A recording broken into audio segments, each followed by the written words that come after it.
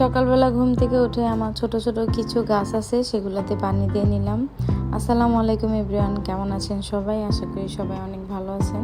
তো সকালে ঘুম থেকে উঠে গাছে পানি দিয়ে নিলাম। তারপর মা এখানে আজকে সকালের জন্য বাইরে থেকে নাস্তা কিনে নিয়ে আসছে, পরোটা আর ডাল ভাজি।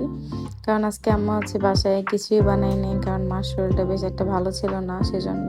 তো এখানে আমি, আমার মেয়ে আর সবাই গিয়ে পরোটা খাইতেছিলাম। আর সাথে আজকে আম্মা বাজার থেকে ইলিশ মাছ নিয়ে আসছে। বাসায় রান্না করার মতো কোনো মাছ ছিল না, আর এলাকার মধ্যে যে ছোট ছোট মাছগুলো থাকে ইলিশ মাছ, সেগুলো নিয়ে আসছে। মাছগুলো অত ছোটও ছিল না।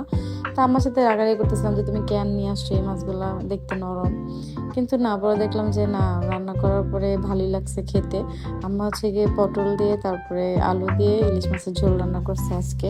আর সাথে আজকে আমার ফেভারিট একটা আইটেম রান্না করা হয়েছে, সেটা গরুর মাংসের শুটকি।